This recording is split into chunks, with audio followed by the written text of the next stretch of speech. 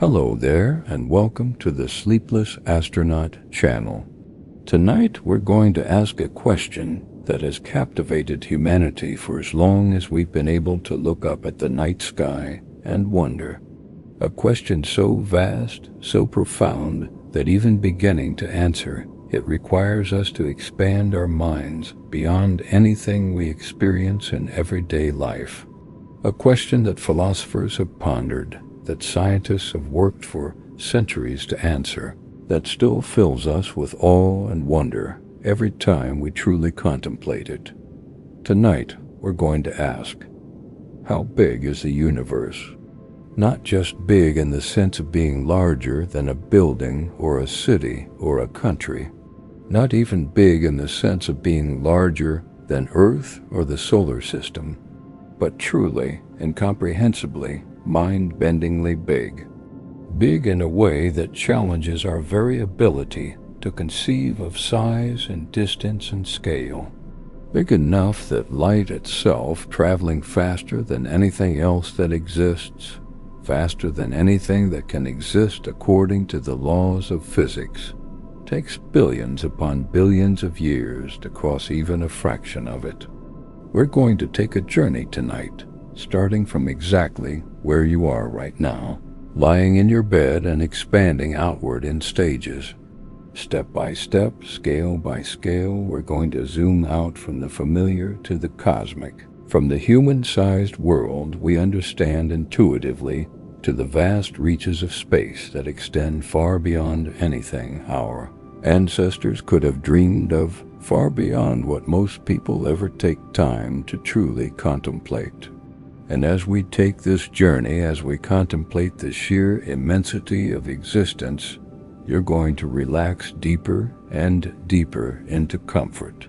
There's something profoundly peaceful about contemplating the universe's vastness, about realizing how small our daily concerns are in the grand scheme of things, about feeling connected to something so much larger than ourselves, so ancient and vast that it puts everything into perspective.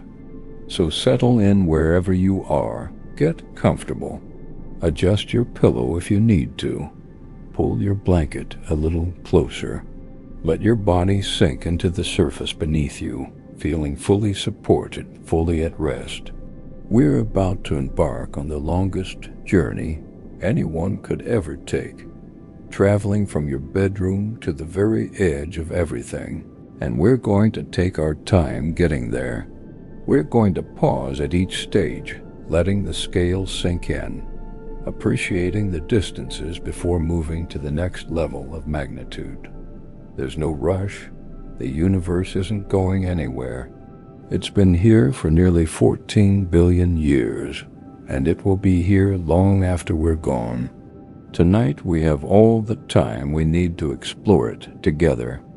Let's begin where we are, right here, right now, with you lying in your bed, occupying a space perhaps 6 feet long and a couple of feet wide. This is the scale of human experience, the size of things we interact with every single day. Your body, the furniture in your room, the walls surrounding you, the ceiling above. These are the distances we understand intuitively, naturally, without effort, because we move through them constantly from the moment we wake until the moment we sleep. Your room extends perhaps 10 or 15 feet in each direction. You can walk across it in a few seconds. You can see from one wall to another with ease. This space is comprehensible, familiar, comfortable. It's the scale at which human life unfolds. Your home, your building extends a bit further, maybe a few dozen feet in each direction. Perhaps there are multiple floors, multiple rooms, but still it's a space you can navigate easily, a space that feels knowable and finite. You could walk through every part of it in a few minutes. Now expand outward to your neighborhood, your street, the few blocks surrounding your home. This extends perhaps a quarter mile, maybe half a mile. You could walk it in 10 or 15 minutes. You could see it all from a tall building or a hilltop. It's still a comprehensible scale, still something your mind can hold as a complete picture. Your town or city extends outward from here, covering perhaps a few miles or a few dozen miles depending on where you live. You can drive across it in minutes or perhaps an hour. You can see much of it from an airplane taking off or landing, watching the streets and buildings spread out below you in patterns of light and shadow. This is still a scale we can understand, still something we experience regularly. Now imagine rising higher, much higher, until you're looking down at Earth from space. From a few hundred miles up, the view changes dramatically. You can see the curve of the horizon, proof that Earth is a sphere. You can see the thin blue line of the atmosphere, a delicate shell of air surrounding the planet, protecting everything alive on the surface. You can see continents and oceans spreading out below you, weather systems swirling, clouds casting shadows, the Terminator line dividing day from night, moving slowly across the surface. This is the view astronauts have from the International Space Station, orbiting about 250 miles above Earth's surface. From here, entire countries are visible at once. You can see from coast to coast, from mountain range to mountain range. The scale has expanded dramatically. What took hours to cross by car can now be seen in a single glance. Earth's diameter is about 8,000 miles from pole to pole, slightly less than that at the equator because the planet bulges slightly at the middle due to its rotation. 8,000 miles. If you could somehow walk around the equator at a steady pace of 3 miles per hour, never stopping to rest or sleep or eat, it would take you about 2,700 hours to complete the journey. That's over 100 days of continuous walking, or more realistically, over a year if you walked 8 hours a day and rested the remainder. Earth is large by human standards, large enough that most people will never travel more than a tiny fraction of its surface in their lifetimes. The average person might visit a few countries, see a few different landscapes, but the vast majority of Earth remains unseen by any individual. There are forests and deserts and mountains and oceans that you will never witness firsthand, places that exist and have their own beauty and character, but are simply too far away, too numerous for one person to experience them all. But in cosmic terms, Earth is small, tiny, even, a marble hanging in the vastness of space. Let's expand our view and see just how small Earth really is when placed in its larger context. The Moon orbits Earth at an average distance of about 240,000 miles. That's about 30 Earth diameters away. If you could stack 30 Earths side by side, the Moon would be sitting just beyond the end of that stack. If Earth were shrunk down to the size of a basketball, about 9 inches across, the Moon would be a tennis ball about 2.5 inches across, sitting about 25 feet away.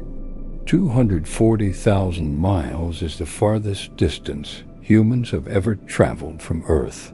Between 1969 and 1972, 12 astronauts walked on the Moon's surface, the only humans ever to set foot on another world. They traveled for 3 days each way, crossing the void between Earth and Moon in spacecraft smaller than a house, protected from the vacuum of space by thin shells of metal and plastic. No human has traveled beyond the Moon since 1972. The Moon remains the boundary of human exploration, the farthest we've ventured from home. Everything beyond it we've explored only with robotic probes and telescopes, sending machines to see what we cannot yet reach ourselves. 240,000 miles seems like an enormous distance, and by human standards it truly is. Light takes about 1.25 seconds to travel from Earth to the Moon. When Mission Control spoke to the Apollo astronauts, there was a noticeable delay in responses, a few seconds of silence, while radio signals traveled at light speed across the gap. But in the larger context of the solar system, the Earth-Moon system is tiny, intimate, a close pair orbiting together. The distances in the solar system are vastly larger than the space between Earth and its satellite. Let's zoom out further and see what surrounds us. The Sun sits at the center of our solar system, a massive ball of hydrogen and helium undergoing nuclear fusion, generating the light and heat that makes life possible on Earth. And Earth orbits this star at a distance of about 93 million miles. We call this distance one astronomical unit, abbreviated as O, and it serves as a useful measuring stick for distances within the solar system. 93 million miles. This is a distance so large that it becomes difficult to visualize or comprehend. If you could drive to the Sun in a car traveling at highway speeds, let's say 60 miles per hour, never stopping for any reason, it would take you about 175 years to arrive. Multiple human lifetimes spent driving through empty space. Light, traveling at its incredible speed, takes about 8 minutes and 20 seconds to cross this distance. When you see the Sun in the sky, you're seeing it not as it is right now, but as it was slightly over 8 minutes ago. If the Sun suddenly vanished, we wouldn't know for 8 minutes, because the light showing us the Sun is still traveling toward us. If we imagine Earth as a marble about half an inch across, then at the same scale, the Sun would be about 5.5 feet in diameter, roughly the height of a tall person. And this massive Sun would sit about 540 feet away from the marble Earth. That's about the length of 2 city blocks. This gives you some sense of the emptiness of the solar system. Even though the Sun is enormous and dominates the system with its gravity, it's separated from Earth by a vast gulf of empty space. But Earth is not alone in orbiting the Sun.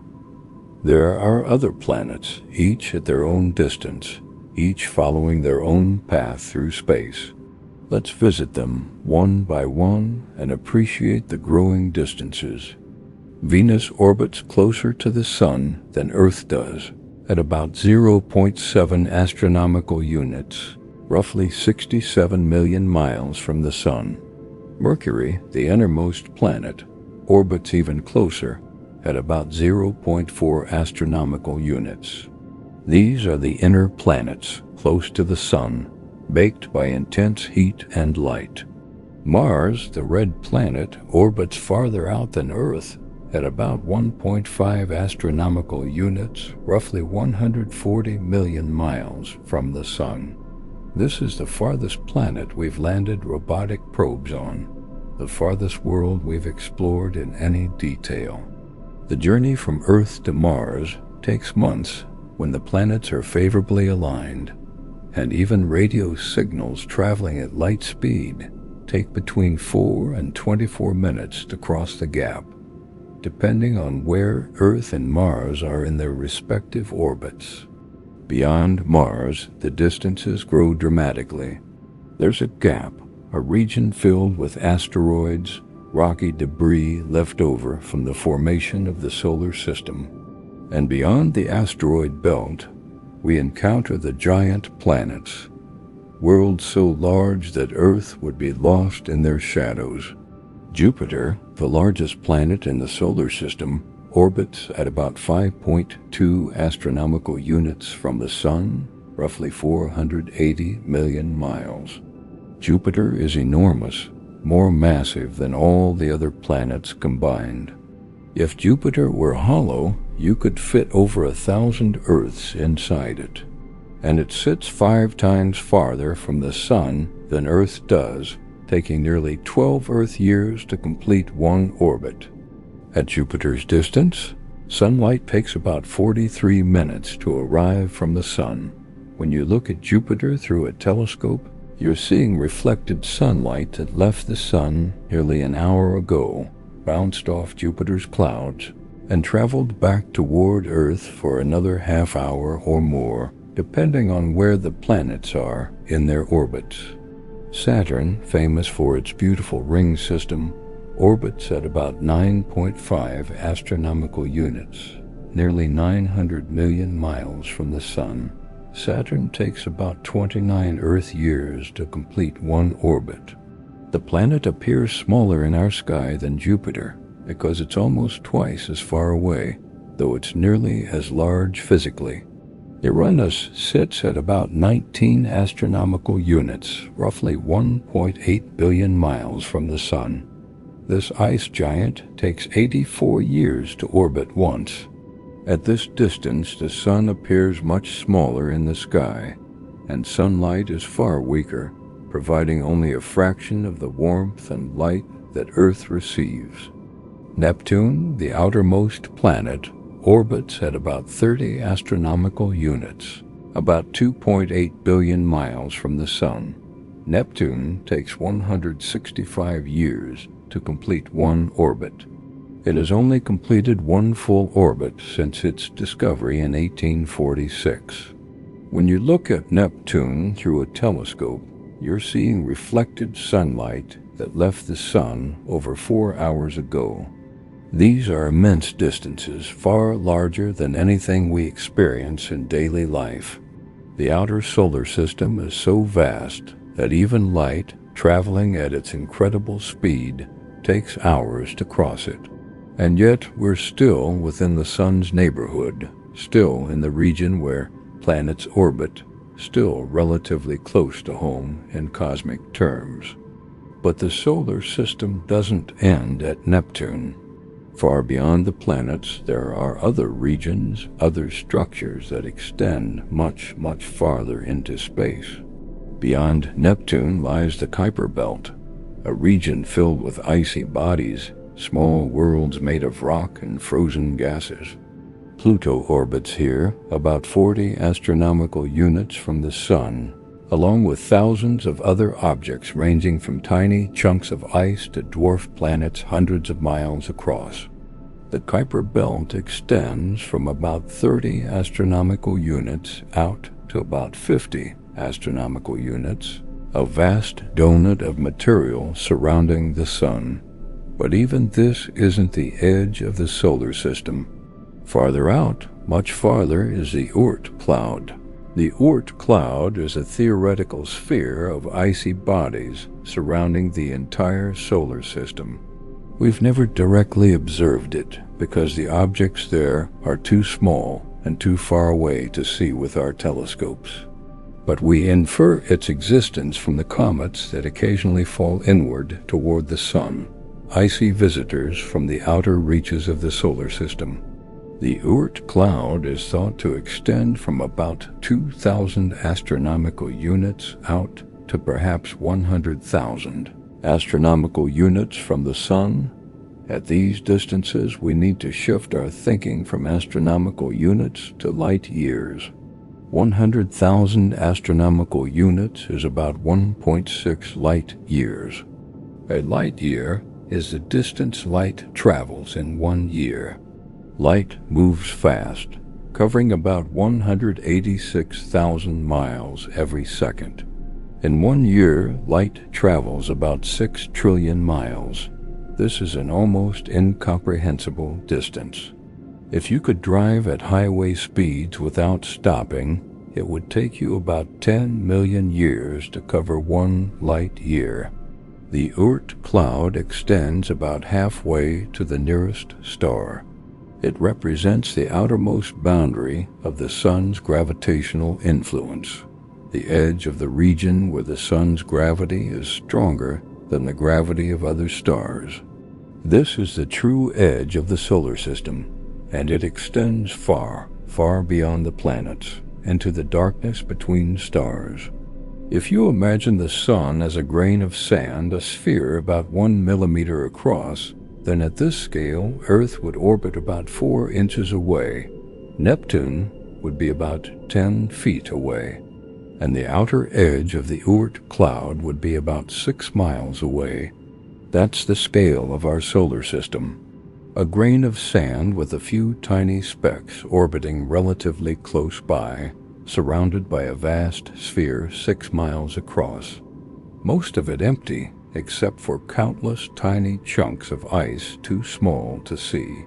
And in this model, where the solar system is 6 miles across, the nearest star would be another grain of sand sitting about 700 miles away. 700 miles of emptiness separating our sand-grained sun from the nearest other sand grain. This is the scale of interstellar space. The distances between stars are so vast that they dwarf everything within any individual solar system. The emptiness between stars is more profound than any emptiness we experience in daily life. Let's venture out into this void and see what we find. The nearest star to the Sun is called Proxima Centauri. It's part of a triple star system, Alpha Centauri, consisting of 3 stars orbiting each other. Proxima Centauri is the closest of the 3 to us, sitting at a distance of about 4.24 light years. 4.24 light years. That's about 25 trillion miles. Light takes 4 years, 2 months, and 27 days to travel from Proxima Centauri to us. When you look at this star in the night sky, assuming you're in the southern hemisphere where it's visible as a faint red point of light, you're seeing light that left the star over 4 years ago. You're looking into the past, witnessing the star not as it is in this moment, but as it was when that light began its journey across the void. If Proxima Centauri exploded right now, we wouldn't see the explosion for over 4 years. The light from the explosion would travel toward us at light speed, taking years to cross the gap. During those years, we'd continue seeing the star as it was, shining normally, with no indication of the catastrophe that had already occurred. 4 light years doesn't sound like much when you say it quickly. It's a small number, but the distance it represents is almost beyond human comprehension. If you could travel at 1,000,000 miles per hour, far faster than anything we've ever built, it would still take you 2,800 years to reach Proxima Centauri. Multiple human civilizations could rise and fall during the journey. With our current technology, the fastest spacecraft we've ever launched, Voyager 1, is moving at about 38,000 miles per hour relative to the Sun. At this speed, it would take about 75,000 years to reach Proxima Centauri. By the time the spacecraft arrived, it would be ancient, its electronics long dead, its mission forgotten, its builder's civilization transformed beyond recognition, or perhaps gone entirely. Proxima Centauri is the closest star, our nearest stellar neighbor, and it's effectively unreachable with any technology we can currently imagine. The distances between stars are simply too vast, the gulf of space too wide, the time required to cross it too long for any journey we can seriously contemplate with present-day technology. And Proxima Centauri is close by stellar standards. Most stars are much farther away. The stars you see when you look up at the night sky, those pinpoints of light scattered across the darkness, are at wildly different distances. Some are relatively nearby, a dozen or 2 dozen light years away. Others are hundreds of light years distant. A few are thousands of light years away, so far that their light has been traveling toward us since before recorded history, since before agriculture or writing or civilization. Sirius, the brightest star in our night sky, is about 8.6 light years away. Vega, a bright star visible in summer, is about 25 light years distant. Betelgeuse, the red supergiant star in Orion's shoulder, sits about 550 light years away. The light you see from Betelgeuse tonight left that star during the Renaissance, when Leonardo da Vinci was painting the Mona Lisa, when Columbus was sailing to the Americas. Each star is a sun, likely with its own system of planets, its own worlds orbiting in the darkness. And each is separated from us and from every other star by vast distances, by light years or tens of light years or hundreds of light years of empty space. Space is not crowded.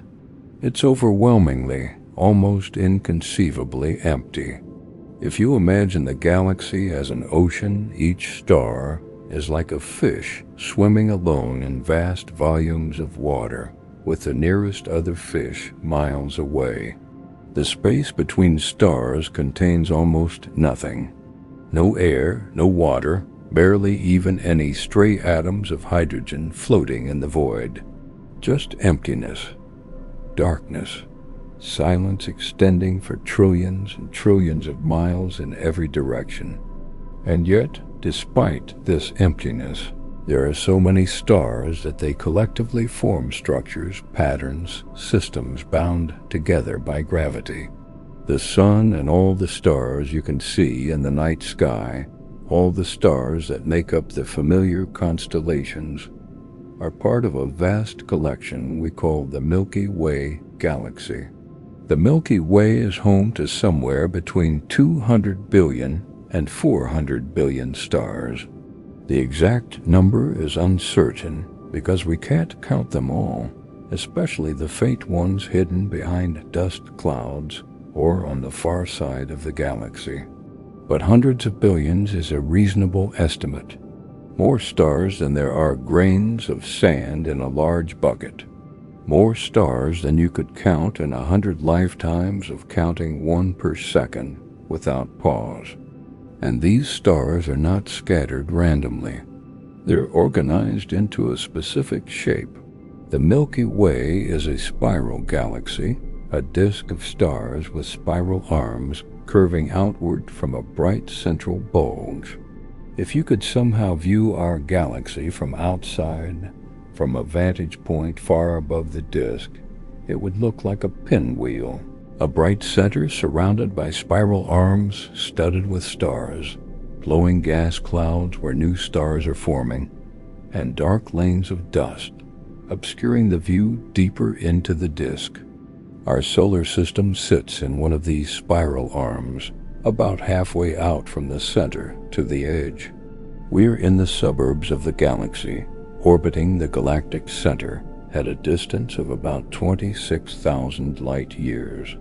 The galaxy as a whole is enormous, about 100,000 light years in diameter from one edge to the other, and perhaps only 1,000 light years thick in most places, much thinner in proportion to its width than a CD or DVD. 100,000 light years across. Let that distance settle in your mind for a moment. Light traveling at its incredible speed takes 100,000 years to cross our galaxy from edge to edge. The light we see from stars on the far side of the Milky Way left those stars 100,000 years ago, at a time when modern humans were just beginning to spread across Africa and into other continents, when our ancestors were living in small groups, hunting and gathering, creating the first art and music and stories.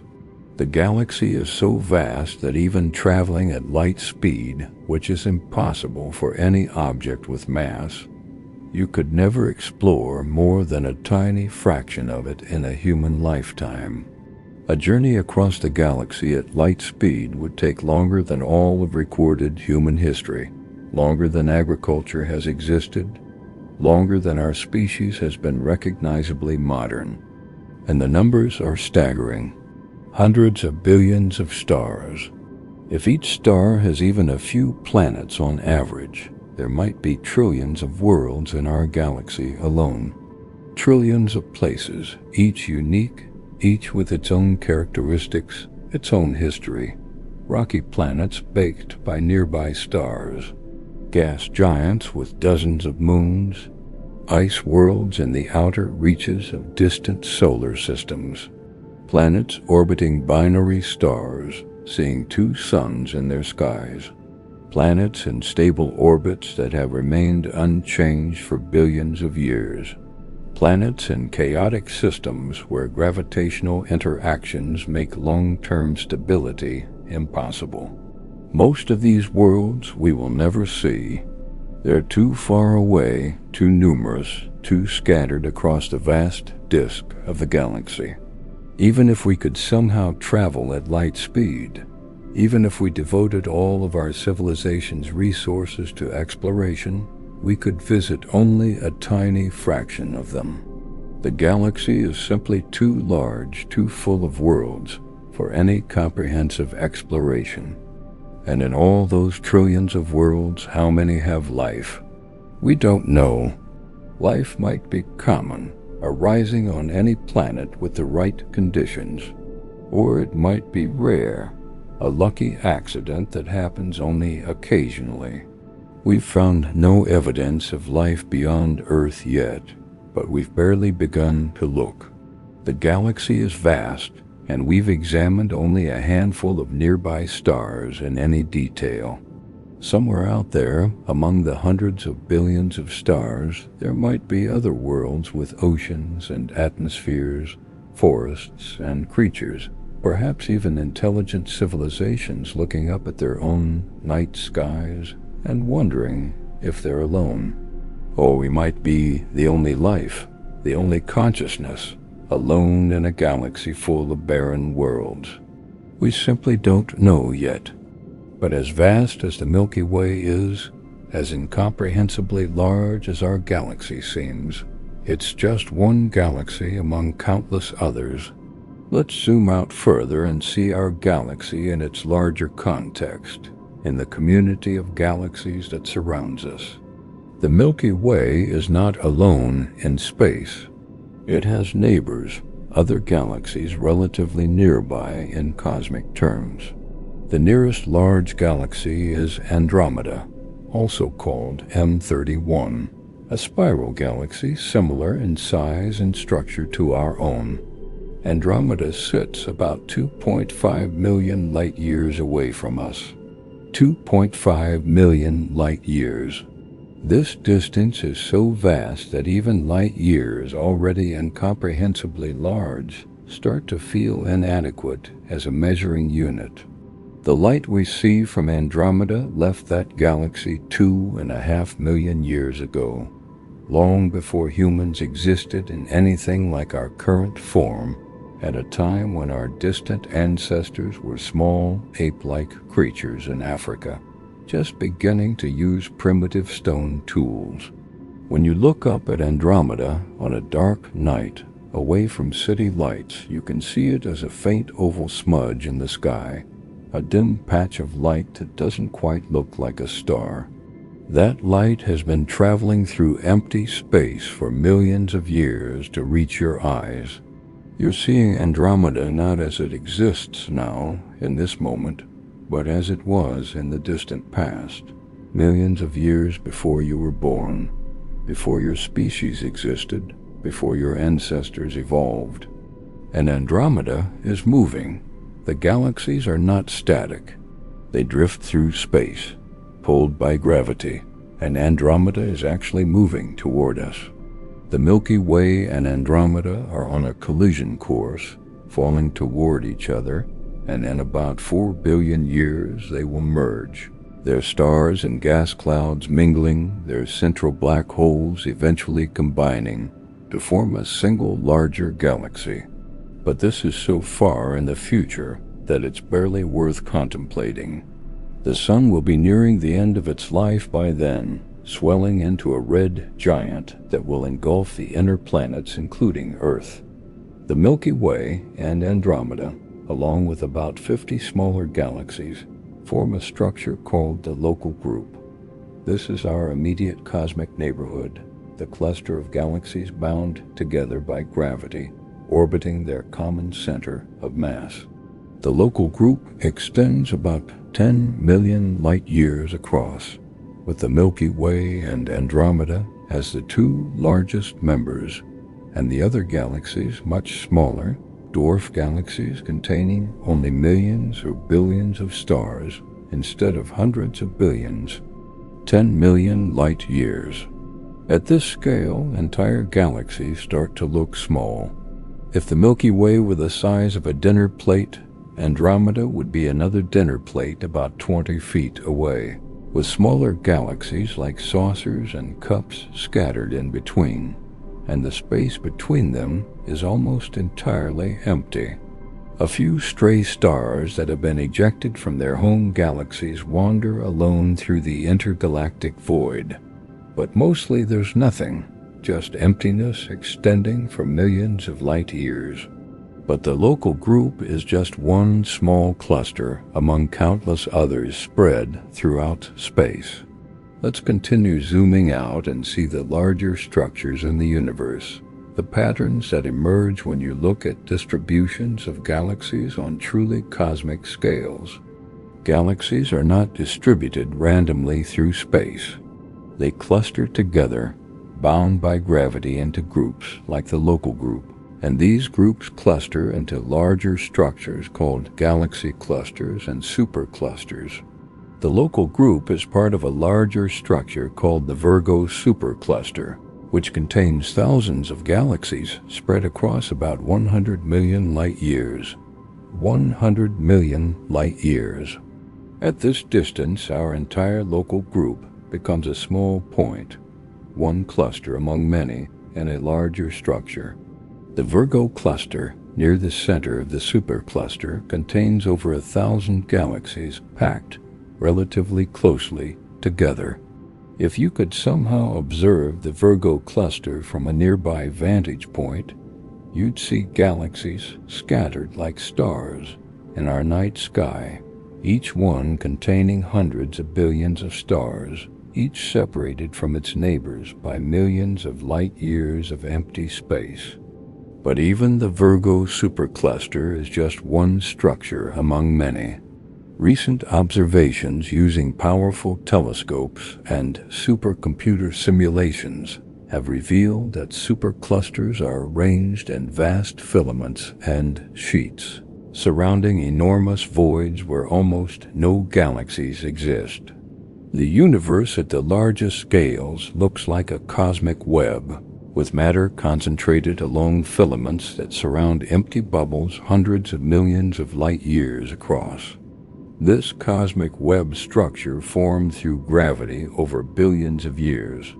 In the early universe, matter was distributed almost uniformly, with only tiny variations in density from place to place. But gravity amplifies variations. Regions that were slightly denser than average attracted more matter, becoming denser still. Regions that were slightly less dense lost matter to denser regions, becoming voids. Over billions of years, this process created the filaments and voids we see today, a network of structure that extends throughout the observable universe. We call the supercluster filament containing our local group the Laniakea supercluster. The name means immense heaven in Hawaiian, and it's appropriate. Laniakea contains about 100,000 galaxies spread across about 500 million light-years. This is our address in the universe at the largest scale. We live in the Milky Way in the local group and the Virgo supercluster along the Laniakea filament. 500 million light-years. Light takes 500 million years to cross this distance. The light we see from the far edge of Laniakea left those galaxies 500 million years ago, during the Cambrian period on Earth, when life was just beginning to diversify dramatically in the oceans, when the first fish were appearing, when arthropods were crawling along the seafloor, when plants had not yet colonized the land. And Laniakea is just one structure. There are similar filaments and superclusters throughout the observable universe, each containing thousands or tens of thousands of galaxies, each separated from the others by vast voids. The cosmic web extends as far as we can see in every direction, a pattern that seems to continue to the limits of observation, which brings us to the final scale, the ultimate zoom out, the largest structure we can observe, the observable universe itself. The observable universe is the region of space from which light has had time to reach us since the Big Bang, because the universe is about 13.8 billion years old, and because light travels at a finite speed, there's a horizon beyond which we cannot see. Light from more distant regions simply hasn't had time to reach us yet. No matter how powerful our telescopes become, no matter how long we wait, we will never be able to see beyond this horizon, because the light from those regions is still traveling toward us and won't arrive for billions more years. The radius of the observable universe is about 46 billion light years in all directions. This is larger than 13.8 billion light years, which you might expect for a universe that's 13.8 billion years old, because space itself has been expanding during the time that light has been traveling toward us. Galaxies have been moving away from us, not through space, but because space itself is stretching, carrying them along. This expansion means that galaxies which emitted light 13 billion years ago have now moved much farther away, and the most distant galaxies we can see are now about 46 billion light years away.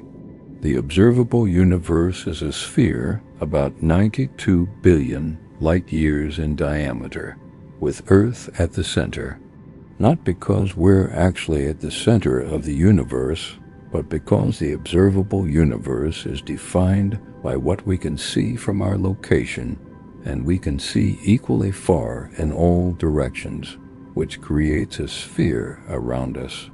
Within this vast sphere, there are about 2 trillion galaxies, 2 trillion, each one containing hundreds of billions of stars, each star potentially hosting planets. The numbers become so large that they cease to have meaning in any intuitive sense. If you tried to count the stars in the observable universe, counting one per second without ever stopping, it would take you far longer than the current age of the universe. The stars outnumber the grains of sand on all the beaches on Earth. 2 trillion galaxies, each separated from the others by millions of light years of mostly empty space, arranged in filaments and sheets surrounding voids, creating a cosmic web that extends throughout the observable universe. And all of this, all 2 trillion galaxies, all the stars and planets and gas clouds and black holes and everything else, exists within a sphere 92 billion light years across. This is everything we can see, everything we can ever hope to observe. The observable universe contains all the light that has reached us, all the information we have about the cosmos beyond our immediate neighborhood. It's the sum total of what we can explore, at least in principle, even if we'll never have the technology to travel more than a tiny fraction of this distance. But here's the profound question that brings us to the edge of our journey and to the threshold of part 2. Is the observable universe all there is? Or does the universe extend beyond what we can see? Is there more space, more galaxies, more structure beyond our cosmic horizon? We'll explore that question in the next part of our journey. For now, rest here at the edge of the observable universe, looking out at the most distant galaxies we can detect, tiny points of light from the early universe, and contemplate what we've learned. We started in your bedroom, a space a few feet across. We expanded to your town, then Earth, then the moon's orbit. We traveled through the solar system, discovering distances measured in astronomical units. We ventured to the nearest stars, light years away. We explored our galaxy, 100,000 light years across. We visited nearby galaxies, millions of light years distant. We saw superclusters and cosmic filaments, hundreds of millions of light years in extent. And finally, we reached the observable universe, 92 billion light years in diameter, containing 2 trillion galaxies. At each step, the previous scale became tiny by comparison. Earth became a speck in the solar system. The solar system became insignificant in the galaxy. The galaxy became one among billions. And all those billions of galaxies together occupy just the observable portion of a universe that might extend far beyond.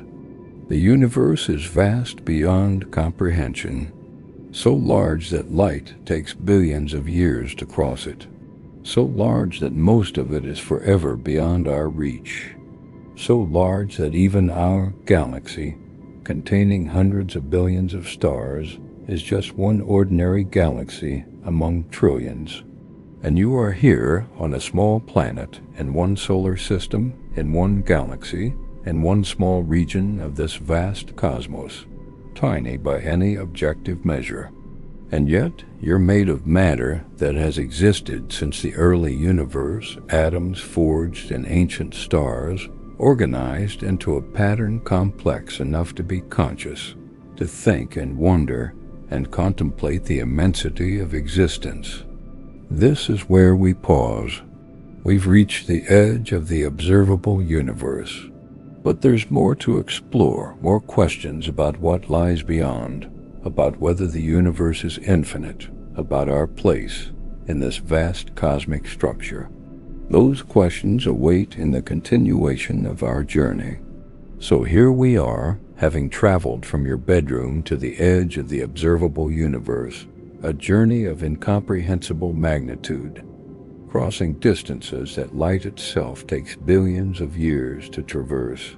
We've seen Earth shrink from our entire world to a tiny speck, watched the solar system become insignificant in our galaxy, observed our galaxy become one among trillions scattered through space. And now we're looking outward at the most distant galaxies we can detect, galaxies so far away that their light has been traveling toward us since the early universe, since shortly after the Big Bang itself. But a profound question remains, a question that takes us even deeper into mystery, even further into the realm of the unknown and perhaps unknowable. Is what we can see all there is? Is the observable universe vast as it is the entire universe?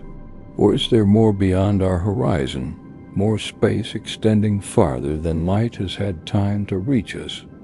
Perhaps infinitely farther. Let's think carefully about what the observable universe actually means.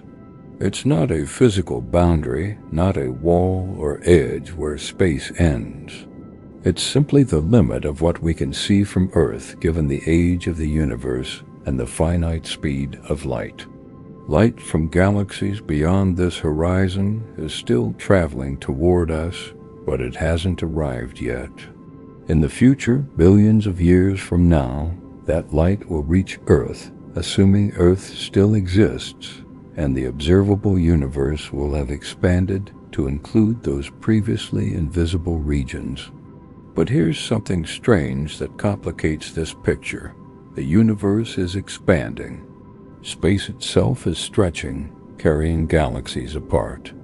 And the farther away a galaxy is, the faster it's receding from us. Not because the galaxy is moving through space, but because the space between us and that galaxy is expanding. At extreme distances, galaxies are receding faster than the speed of light. This doesn't violate Einstein's relativity because the galaxies themselves aren't moving through space faster than light. It's space itself that's expanding, and there's no limit to how fast space can stretch.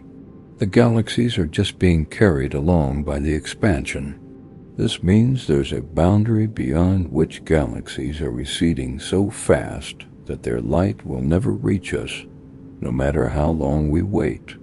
Even light that's emitted today from those galaxies traveling toward us at light speed is being swept backward by the expansion of space faster than it can make progress toward us. These regions are fundamentally, permanently beyond our observation. We can never see them, never receive information from them, never know what happens there. This boundary is called the cosmic event horizon, and it's currently about 16 billion light-years away. Galaxies beyond this distance are forever invisible to us. The observable universe is larger than this because we can see galaxies that are now beyond the event horizon, galaxies whose light was emitted billions of years ago when they were closer and able to send light that could reach us. But we're seeing those galaxies as they were in the distant past, and we'll never see what they look like today. So the universe we can observe is limited not just by the age of the universe and the speed of light, but also by the expansion of space itself. There are regions that will never be visible to us, not because they're too far away in principle, but because the expansion of space prevents light from those regions from ever reaching us. But those regions exist. Space doesn't end at our event horizon. Galaxies beyond our horizon are just as real as galaxies we can see. They have their own stars and planets and perhaps their own forms of life wandering about the universe. They're simply beyond our ability to observe them. How much universe is there beyond what we can see? Is it a little more just beyond our horizon? Or is it vastly more, extending far beyond the observable region? Or is it infinite, stretching on forever in all directions with no end?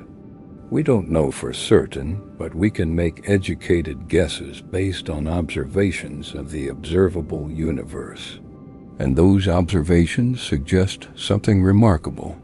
The universe appears to be flat. What does flat mean in this context? It's a concept from geometry and Einstein's general relativity. Space can be curved in different ways. It can be positively curved, like the surface of a sphere, where parallel lines eventually converge. It can be negatively curved, like a saddle, where parallel lines diverge. Or it can be flat, like a plane, where parallel lines remain parallel forever. The universe's overall geometry determines its ultimate fate and whether it's finite or infinite. A positively curved universe would be finite, eventually closing back on itself like the surface of a sphere.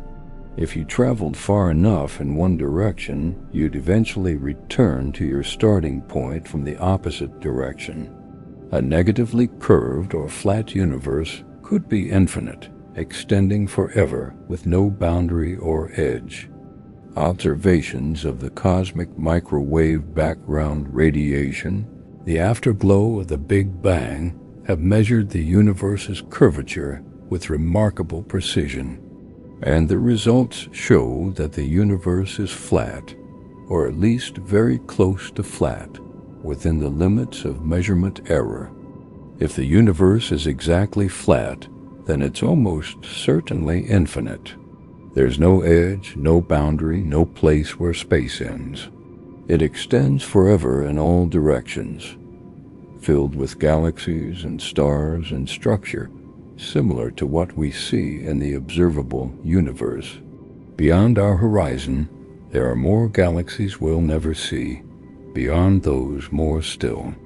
And beyond those, more and more without end, extending infinitely far in every direction. An infinite universe is a strange concept to contemplate. It means there's no center, no special location. Every point in space looks roughly the same as every other point on large scales. Wherever you are, you'd see galaxies extending in all directions to your own cosmic horizon, and you'd appear to be at the center of your own observable universe. An infinite universe also has other strange implications. If space extends infinitely and is filled with matter, then given infinite space, every possible arrangement of matter must occur somewhere, no matter how improbable. There would be infinite copies of our observable universe scattered throughout the infinite expanse, each identical to ours in every detail. There would be infinite copies of you living identical lives, making identical choices. This seems absurd, but it's a logical consequence of infinite space filled with matter. In an infinite universe, anything that's possible, no matter how unlikely, must happen somewhere. In fact, it must happen infinitely many times. Of course, we can never verify this. Those duplicate regions would be vastly, incomprehensibly far away, far beyond our cosmic horizon, forever beyond observation. But they would exist if the universe is truly infinite. Not all scientists accept that the universe is infinite. Some think it might be finite but very large, much larger than the observable universe but not infinitely large. Perhaps the universe curves back on itself in some higher dimensional way we can't directly perceive, making it finite even though it has no edge or boundary in three-dimensional space. Imagine living on the surface of a sphere. The surface is finite, with a specific total area, but there's no edge, no boundary. You can travel in any direction and never reach an end. The surface curves back on itself in the third dimension. Perhaps our three-dimensional space curves similarly in a higher dimension, making the universe finite even though we can't perceive an edge. If this is true, the universe would be finite but still unimaginably large, probably much larger than the observable universe. We're unlikely to ever know its total size because we can only observe our local region, but it would have a specific finite volume. The question of whether the universe is finite or infinite remains one of the deepest mysteries in cosmology. We may never know the answer with certainty, but either way, whether finite or infinite, the universe is vastly larger than the region we can observe. Let's think about another profound question. Are we alone in all this vastness? With trillions of galaxies, each containing hundreds of billions of stars, most of which likely have planets, the sheer number of possible locations for life is staggering. Surely somewhere among those countless worlds, life must have arisen, just as it did on Earth.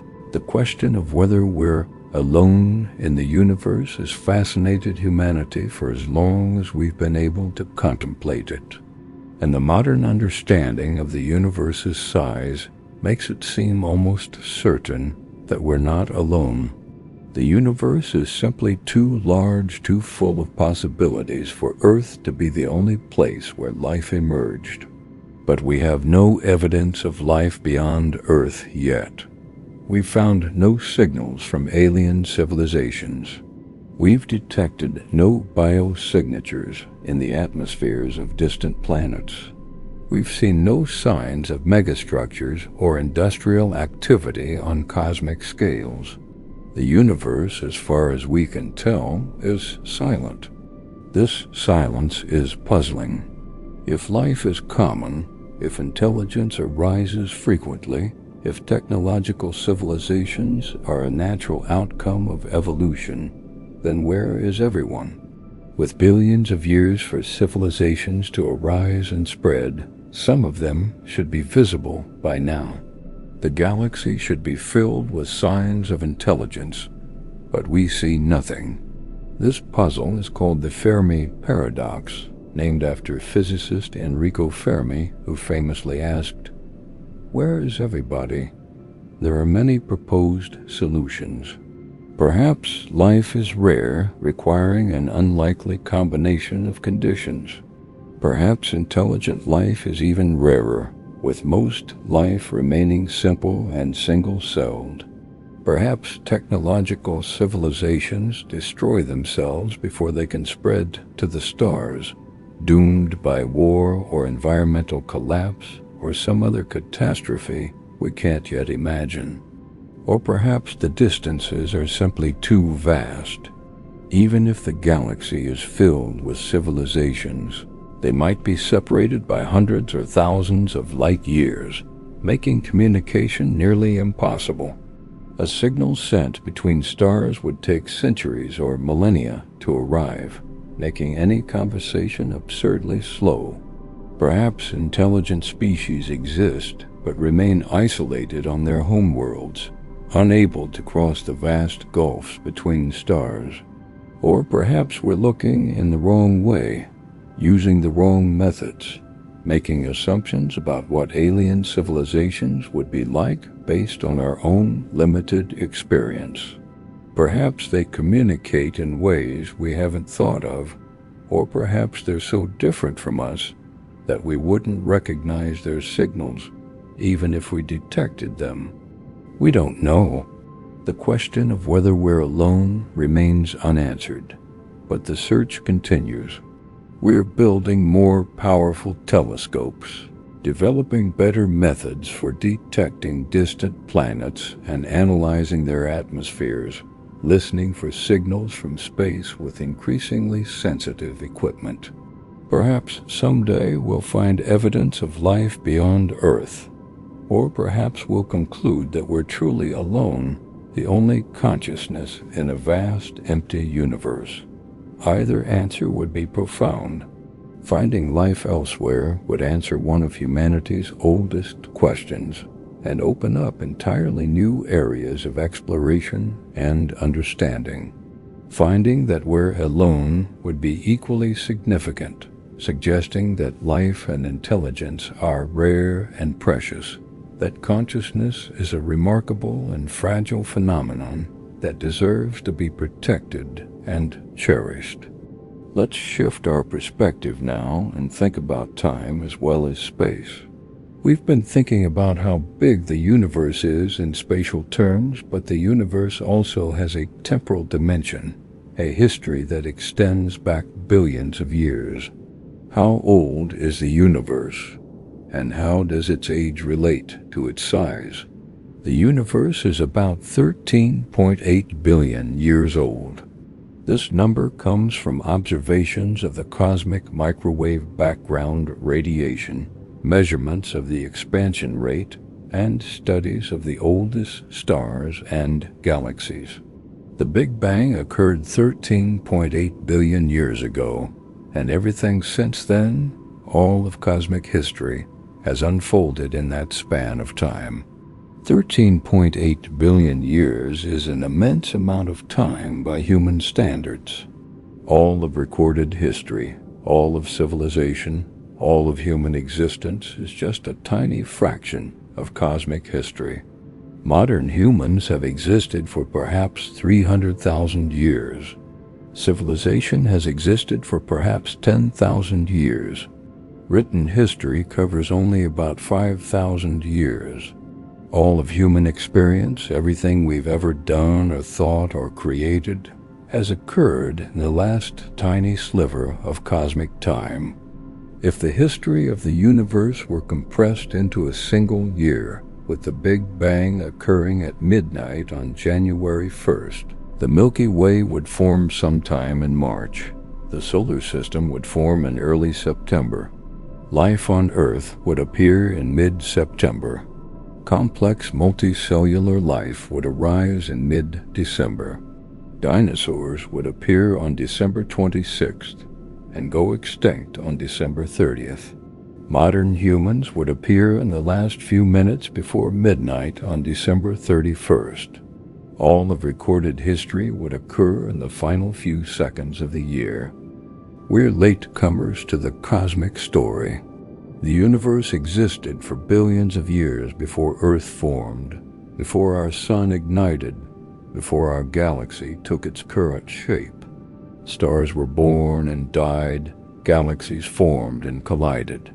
The universe evolved and changed, all before our little corner of space even existed. And the universe will continue long after we're gone. The sun will burn for another 5 billion years or so before exhausting its hydrogen and swelling into a red giant. The Milky Way will collide with Andromeda in about 4 billion years, merging to form a larger galaxy. Stars will continue to form from collapsing gas clouds for trillions of years, though the rate of formation will gradually decline as the available gas is used up or dispersed. Eventually, in the distant future, star formation will cease. The universe will enter an era dominated by existing stars, slowly burning through their remaining fuel. Red dwarfs, the smallest and longest-lived stars, will continue shining for tens of trillions of years.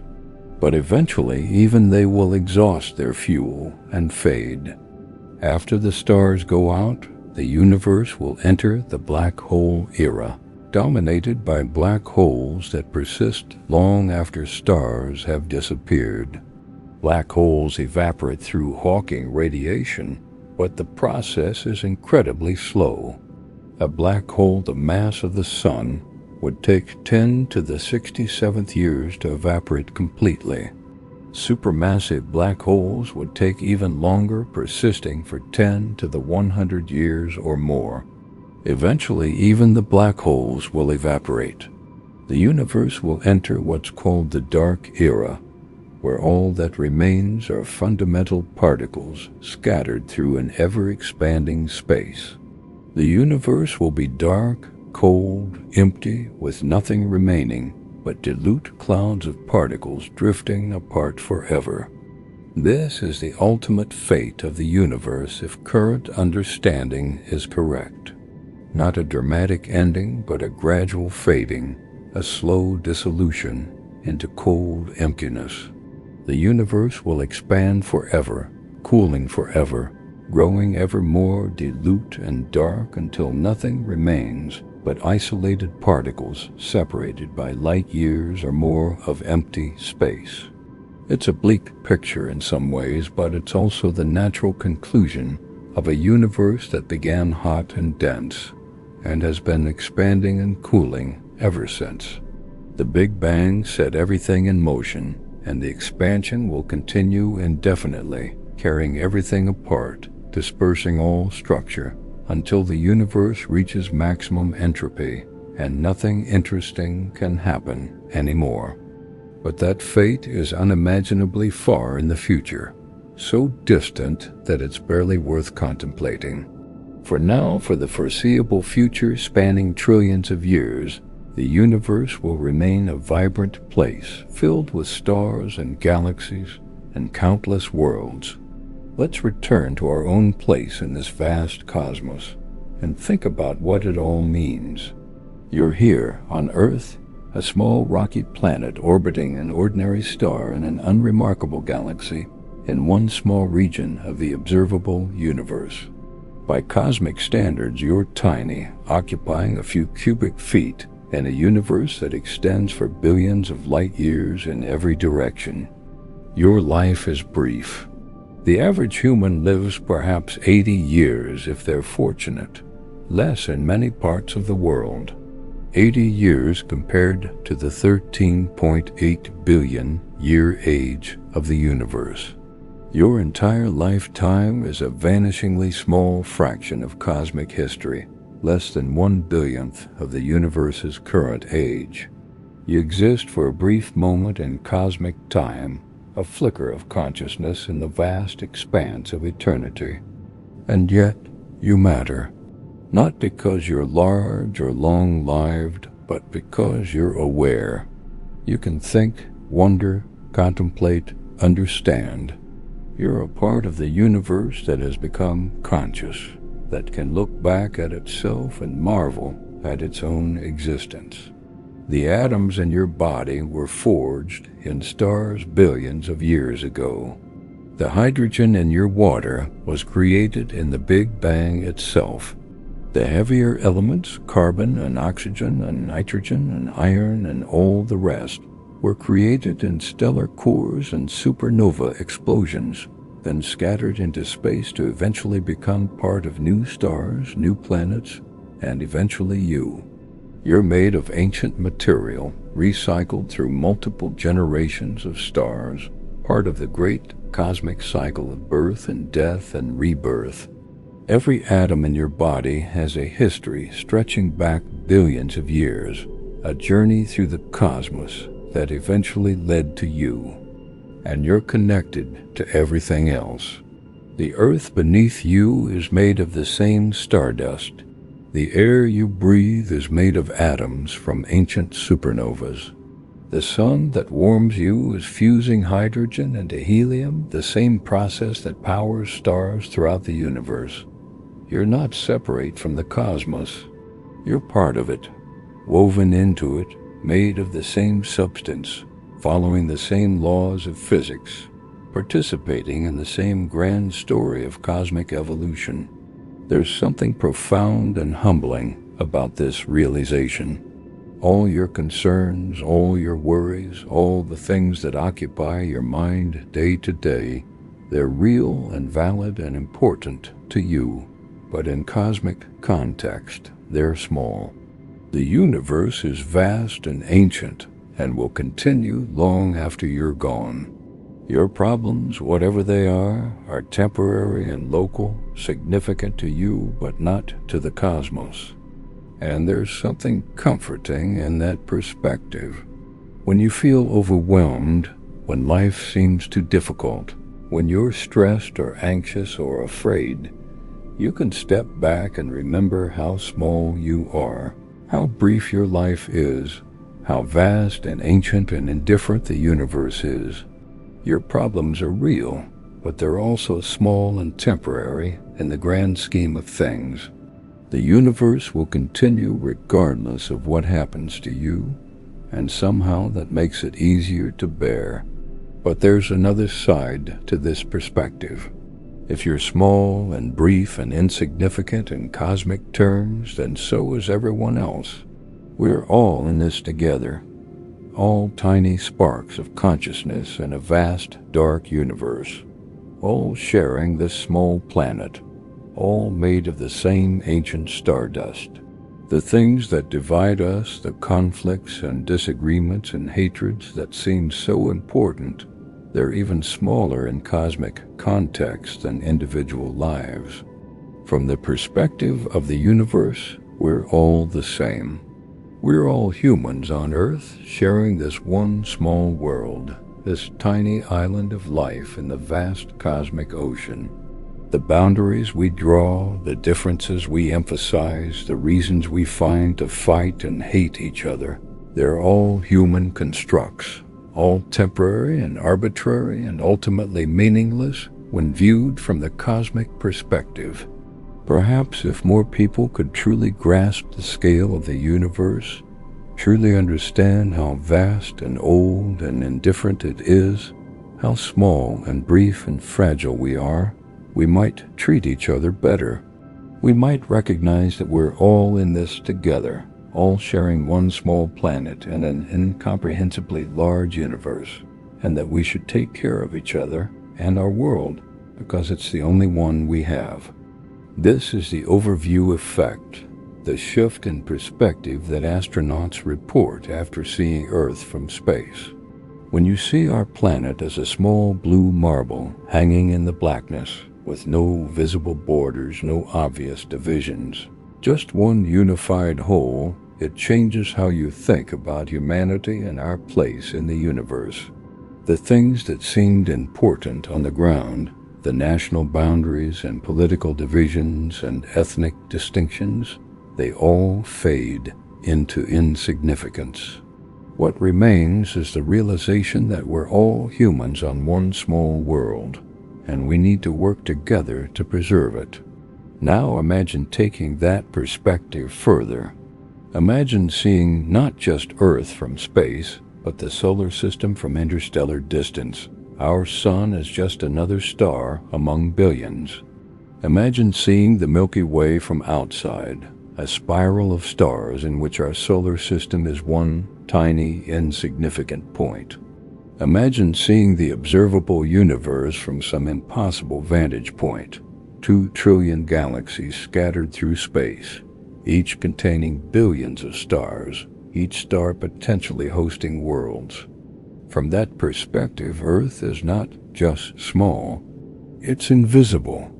Our entire planet, everything we've ever done or thought or created, all of human history and civilization and struggle, all of it occurs on one invisible speck in an ocean of space so vast that it defies comprehension. We're smaller than small, briefer than brief, more fragile than we can possibly imagine. And yet, we're here, we exist, we're conscious. We can think about all of this, understand it, marvel at it. We're the universe's way of knowing itself, of understanding itself, of appreciating its own vastness and beauty and mystery.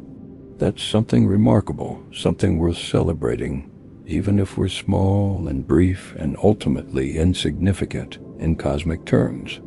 Let's think about the universe's beauty for a moment. We've been talking about size and scale and distances, focusing on the measurements and numbers. But the universe is also beautiful in ways that transcend mere size. The spiral arms of galaxies, glowing with newly formed stars. Nebulae, vast clouds of gas and dust lit by the radiation of hot young stars, creating colors and shapes that seem almost artistic. Planetary nebulae, shells of gas expelled by dying stars, creating perfect rings and spheres in space.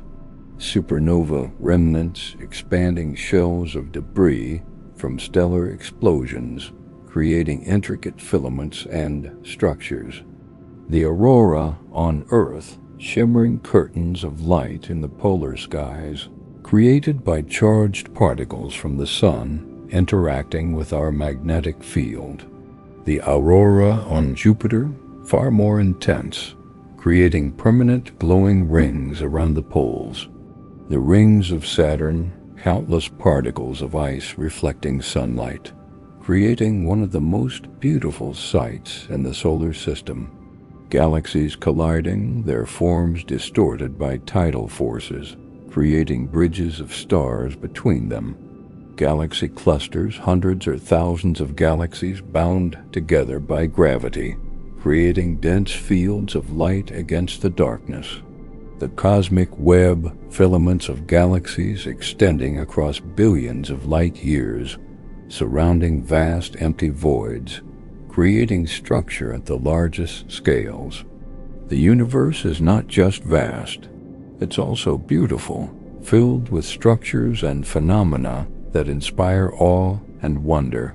From the smallest scales to the largest, from the most familiar objects in our night sky to the most distant galaxies at the edge of observation, the universe rewards those who take time to observe it, study it, contemplate it.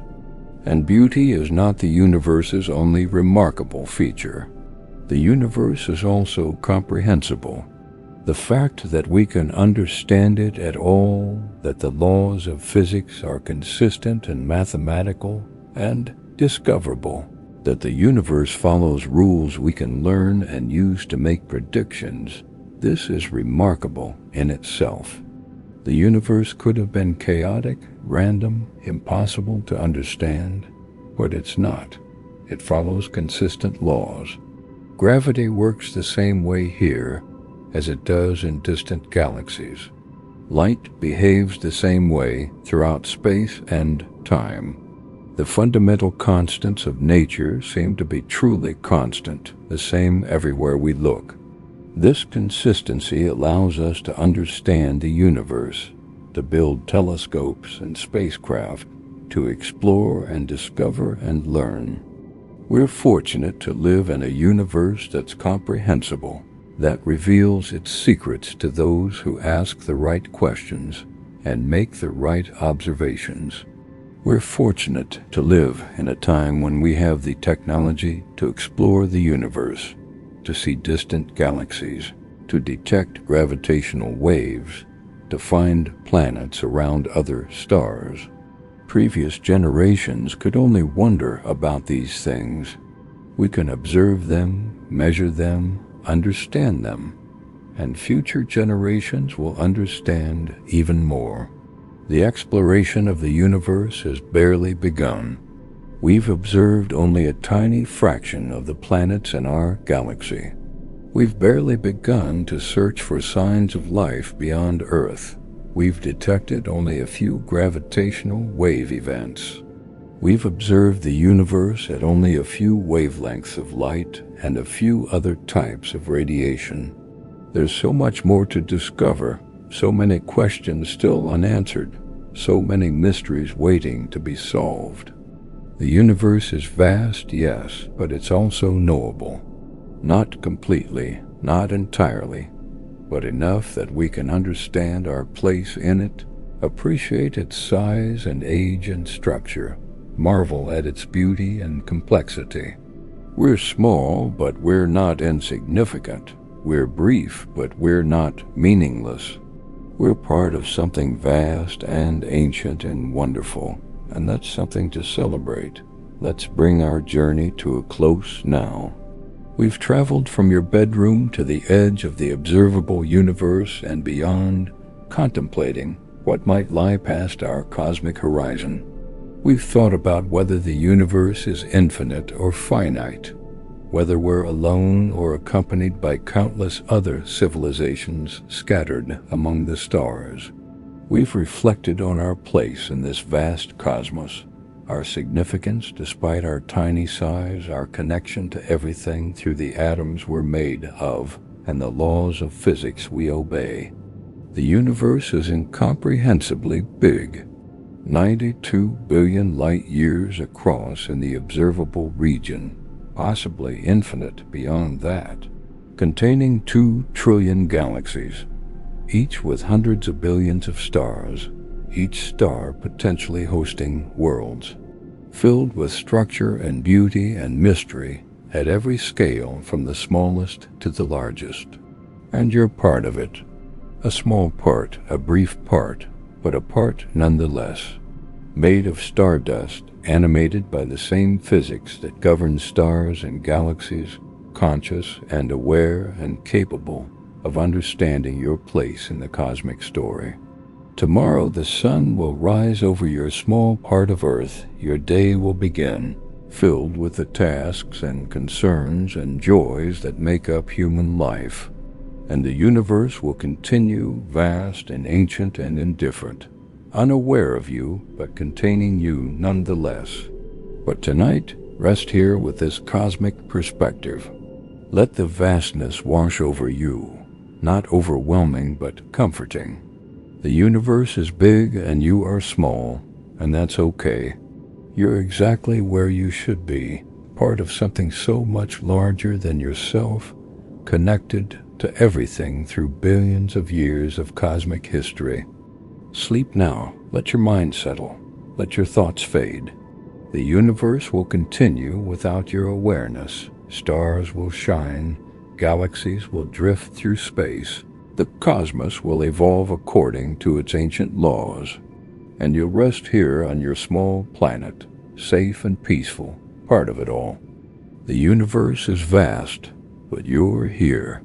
And that's enough. Good night, cosmic traveler. Rest well. Dream of stars and galaxies, of the incomprehensible vastness of your place in it all. Or dream of nothing. Just sleep deeply and peacefully. The universe holds you gently in its vast expanse. You're home. You've always been home. And the cosmos that made you watches over you as you sleep. Good night.